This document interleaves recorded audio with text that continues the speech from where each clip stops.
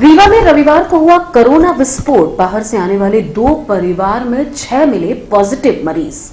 जानकारी के अनुसार नेहरू नगर निवासी डॉक्टर का परिवार गोवा से हाल में ही वापस आया। वहीं दूसरा परिवार अमहिया का जो गोवा से लौटा है।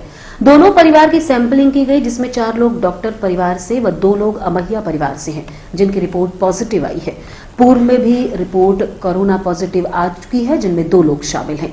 वहीं बीते दिवस 6 कोरोना पॉजिटिव मरीज पाए जाने के बाद जिले में हड़कंप की स्थिति निर्मित हो गई। वर्तमान समय में कुल पॉजिटिव मरीजों की संख्या जिले में 7 है। इस संबंध में मुख्य चिकित्सा एवं स्वास्थ्य अधिकारी से बात की। ये अभी कोविड की जो वेव्स के लिए तैयारियां की जा रही हैं। कल मध्य प्रदेश शासन मुख्यमंत्री महोदय जी ने निर्देश दिए हैं कोविड केयर सेंटर निर्माण के लिए। तो उसी के तहत कलेक्टर साहब के निर्देश होने के बाद हम 2-3 परिसर देख रहे हैं जहां पर कोविड केयर सेंटर्स बनाए जा सकें, और जैसे केस बढ़ते हैं लोगों को होम क्वारंटाइन में यदि नहीं हो पाती व्यवस्था तो उनको फिर कोविड केयर सेंटर में रखा जाएगा।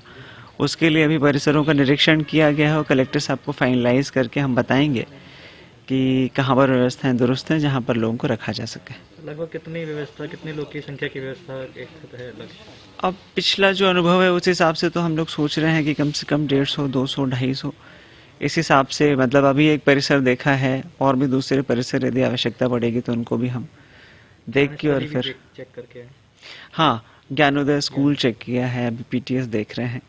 तो जहाँ पर व्यवस्थाएं दुरुस्त होंगी वहाँ पर रखने के लिए प्रबंध करेंगे। जीपी में भी सर पिछली बार बड़ा सेंटर बनाया गया था तो उसको भी उनसे बात चल रही है।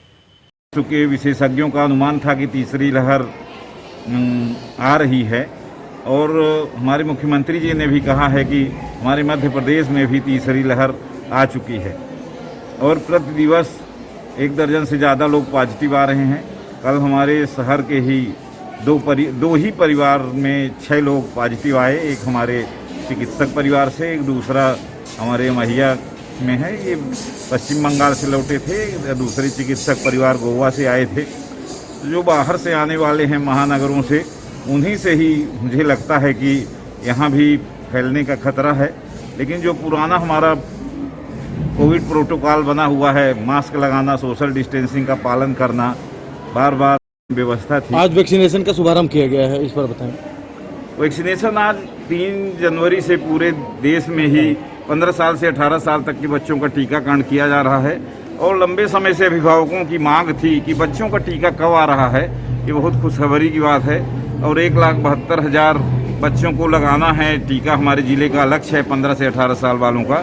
हम लोग एक दिन में जितना हमारे पास उपलब्ध है वैक्सीन 80,000 डोज, आज हम 80,000 डोज 3 तारीख को पूरी जिले में 277 केंद्र बनाकर और रीवा शहर में 40 केंद्रों में कर रहे हैं। और जो शेष बचेंगे तो एक ही सप्ताह ही हम लोग प्रयास करेंगे कि 100% हमारे। कितना लक्ष्य रखा गया है वैक्सीनेशन में बच्चों के लिए? इतने बच्चे ही हैं, हर उम्र में बच्चों चिन्हित रहते हैं। 15 साल से 18 साल तक के अनुमानित 1,72,000 बच्चे हैं। जो स्कूल हैं वही केंद्र बनाया गया है स्कूलों में ही।